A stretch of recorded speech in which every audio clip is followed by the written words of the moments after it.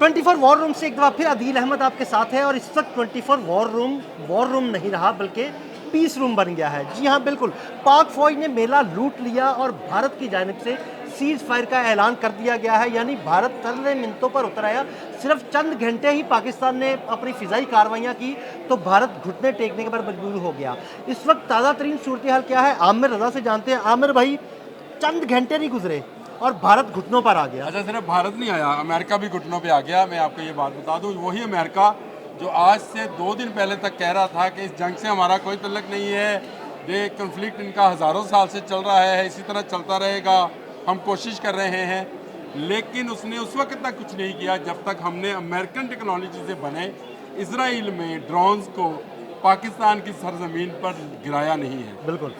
आप एक बात को ज़रा समझें, पाकिस्तान एक एटमी कुव्वत है और शुमाली कोरिया अभी एटमी कुव्वत डिक्लेयर नहीं हुआ है।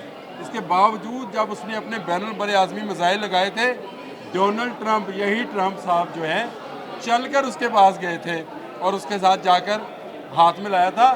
आज पाकिस्तान एक एटमी कुव्वत है और इस एटमी कुव्वत ने जब ये साबित कर दिया कि उसके पास वो टेक्नोलॉजी मौजूद है कि वो सैटेलाइट हैक कर लेता है, उसके पास वो टेक्नोलॉजी है कि वो तमाम वेबसाइट्स को हैक कर लेता है, उसके पास वो टेक्नोलॉजी है कि 83 अरब डॉलर एक दिन में भारत का क्रैश कर जाता है।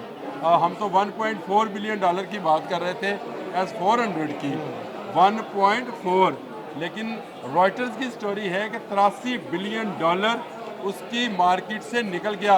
और आपको पता है कि अमेरिका हर चीज़ को बिजनेस की आंख से देखता है। ऐसे ही वो किसी से जंग करे तो बिजनेस, किसी से अमन की बात करे तो बिजनेस, किसी से सीज फायर के लिए मिन्नत तरला करे तो बिजनेस। उसका बिजनेस है इंडिया के साथ और वो चाहता है कि उसका असला इंडिया में बिके जो अभी तक बिका नहीं है, और उसकी टेक्नोलॉजी जो इसराइल के रास्ते। लेकिन जो अब हुआ है ना, अब मुझे लगता है कि शायद इंडिया में उसका असला बिकी जाए। देखिए, मैं आपको बात बताऊं, आपने कहा चंद घंटे। अमर भाई हमारे इलाके में अंदरून शहर में एक बदमाश हुआ करता था, चीमा, बहुत बड़ा बदमाश था और किसी को खांसने नहीं देता था, लेकिन पुलिस की चंद चपेड़ों के बाद ही मिनटों पे आ जाता था कि माफ़ कर दो हुजूर। तो यानी ये वो बदमाश है चीमा, ये जो मोदी है, ये दरिंदा वो बदमाश है जिसको सिर्फ चंद घंटों में 4-5 फतेह के थप्पड़ पड़े। ये वो बीमार बच्चा है, ज़हनी मजूर, जिसको फतह जैसे इंजेक्शन लगने ज़रूरी थे। ये सिर्फ इंजेक्शन इसको नहीं लगे, ये इंजेक्शन का ज़ोर अमेरिका तक गया।